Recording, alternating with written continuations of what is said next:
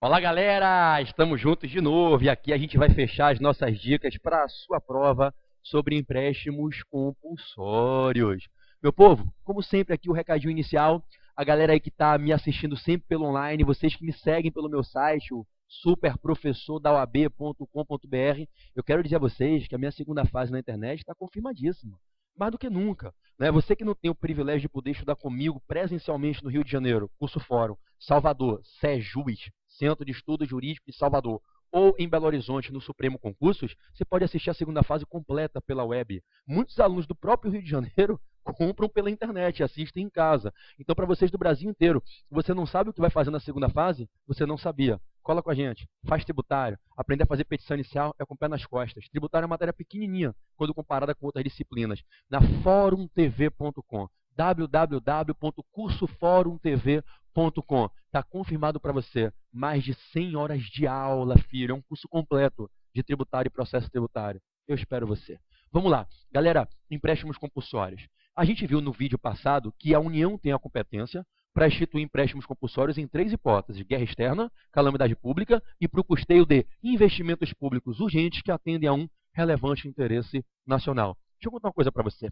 A lei que institui empréstimos compulsórios é uma lei complementar. Aqui a gente quebra aquela velha e tradicional regra que basicamente tudo da vida se faz por lei ordinária. A gente vai quebrar a regra de que a lei ordinária é a lei que, em regra, normatiza tudo no direito, inclusive é a lei que, em regra, cria tributos, e a gente vai quebrar a regra da lei ordinária criando tributos, e os empréstimos compulsórios trafegarão nesta seleta órbita de tributos que são criáveis por lei complementar. Só são 4 casos que a gente discute lei complementar para criar tributo. Na verdade, em um caso a gente discute, em 3 a gente afirma. Em 3 casos, a lei complementar é que cria tributos: impostos residuais, contribuições residuais de seguridade social e empréstimos compulsórios. Nesses 3 casos, não há qualquer dúvida. Somente por lei complementar se pode criar empréstimo compulsório e os tributos residuais: impostos residuais, contribuições residuais de seguridade social. Agora tem aquela controvérsia do IGF. Compete à União instituir impostos sobre grandes fortunas, vírgula, nos termos de lei complementar. Parte da doutrina afirma que o IGF tem que ser criado por lei complementar. Uma parte minoritária, na qual eu me incluo, defende que a lei complementar não é para criar o IGF, é só para definir grande fortuna.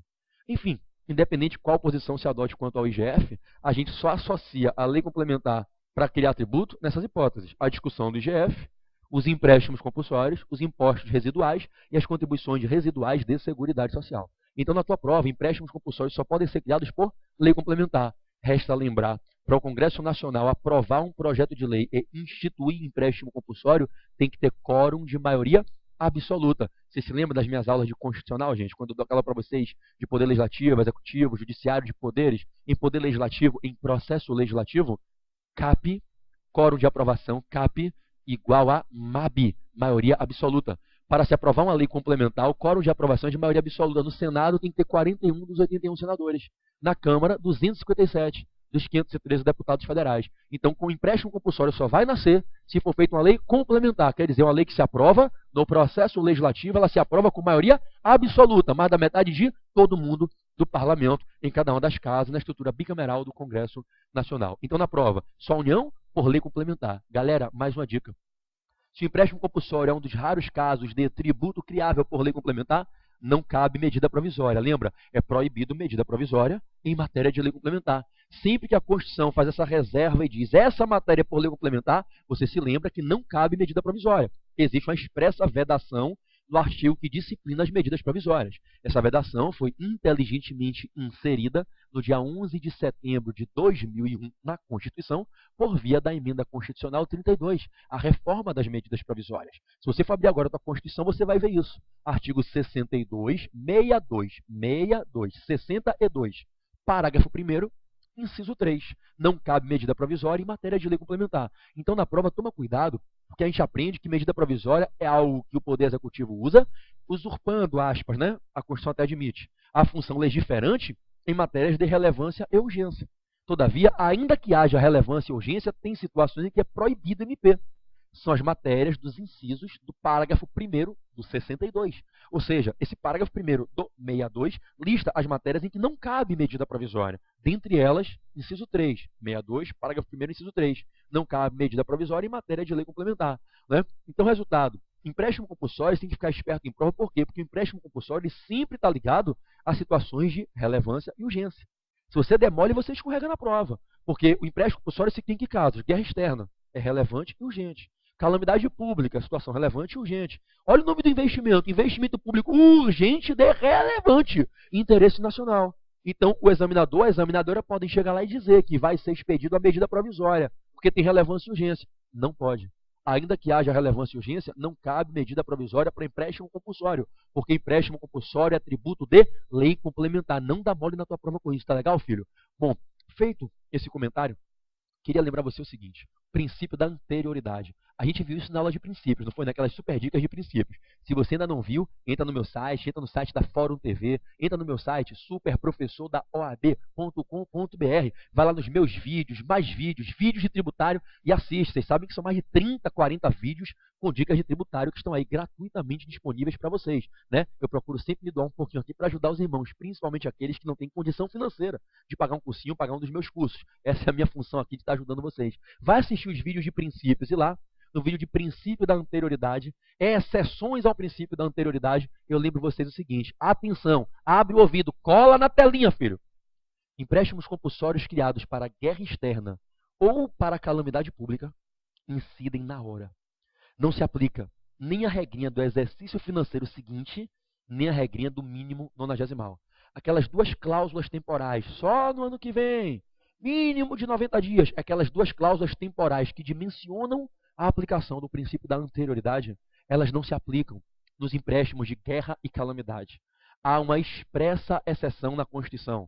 O artigo 150, parágrafo 1º da Constituição. 150, parágrafo 1º, ao consagrar uma série de quebras da aplicação do princípio da anterioridade, de novo, 150, parágrafo 1º, ao consagrar um rol de exceções ao princípio da anterioridade, bota lá claro que não se aplica o princípio da anterioridade. Nem a regrinha do ano seguinte, que está no 153B de bola. Nem a regrinha da noventena, que está no 153C de casa. O 150, parágrafo 1º diz: não se aplica o 153B, não se aplica o 153C aos empréstimos compulsórios do 148, inciso 1.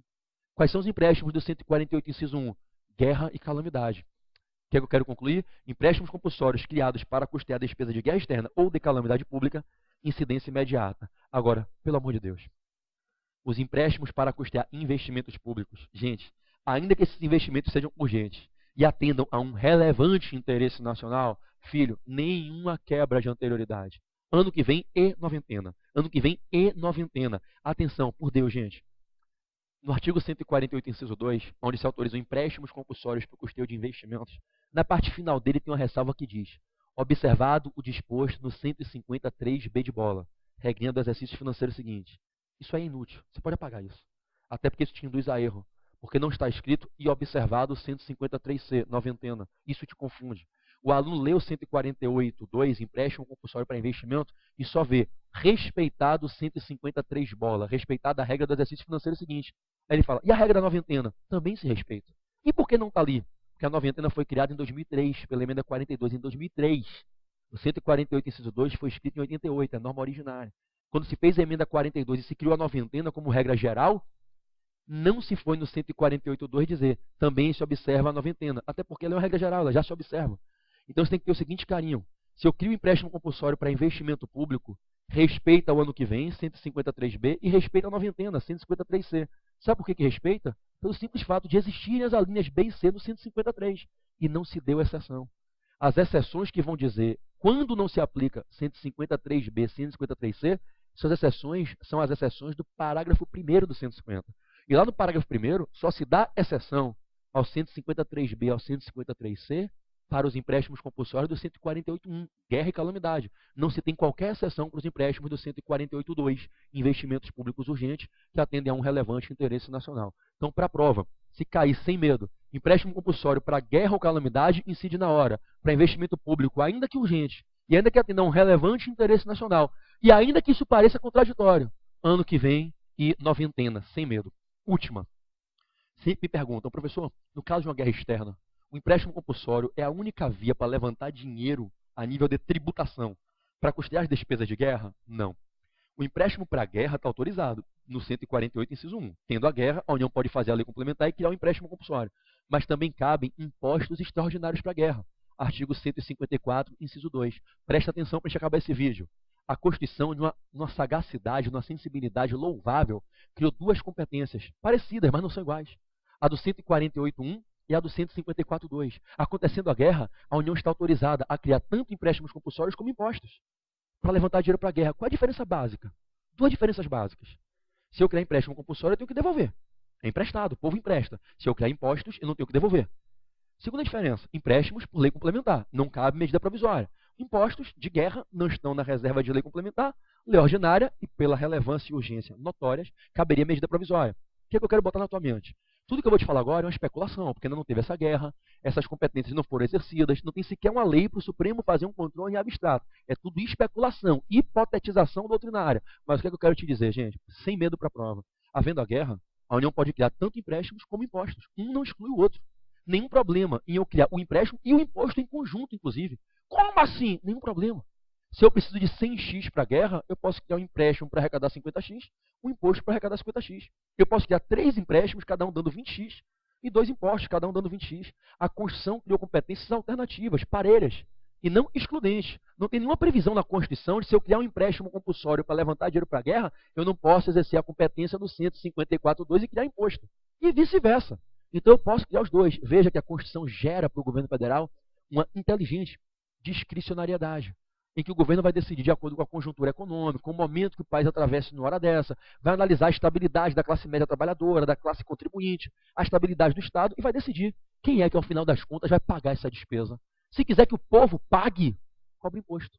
O povo pague e não tem devolução.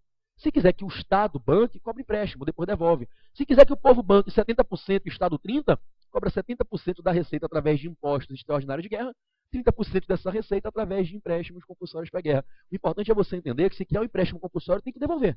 Se criar imposto, não tem que devolver. E a Constituição permite as duas ferramentas sem excluir uma em relação à outra. Tá legal? Então, sem medo. No caso de uma guerra externa, a União pode criar tanto empréstimos compulsórios como impostos extraordinários e pode, inclusive, cumulá-los, o que, inclusive, seria inteligente. Diferença é que, para criar empréstimo compulsório, só por lei complementar. Para criar impostos de guerra, basta a lei ordinária. Nesse viés, impostos de guerra podem vir por medida provisória. Empréstimos compulsórios para a guerra não podem vir por medida provisória porque são matéria de lei complementar. Empréstimos ensejam restituição, impostos não ensejam restituição. Ok, meus irmãos? Amo vocês, um beijo em seus corações. Aquela frase com a qual eu sempre acabo, né? Eu espero você na segunda fase. Passa na primeira, filho. Passa, vai com garra, vai que nem um tanque de guerra. Estuda com consistência, segue teu plano de estudo. Se ainda não tem, pega lá no meu site, plano de estudo. Cai dentro, passa na primeira fase, vamos gabaritar tributário, é uma matéria apaixonante, apaixonante. Deixa esse bichinho picar você. Me picou, deixa picar você também. Paixão por direito tributário, filho. Paixão por direito tributário. E aí a gente vai passar na segunda fase, vocês vão ver e você vai sair pronto para advogar, para ganhar dinheiro, para se realizar pessoal e profissionalmente, ser feliz com o direito tributário. Amo vocês, meus irmãos. Passem na primeira, eu ajudo vocês a passarem na segunda. Até a próxima.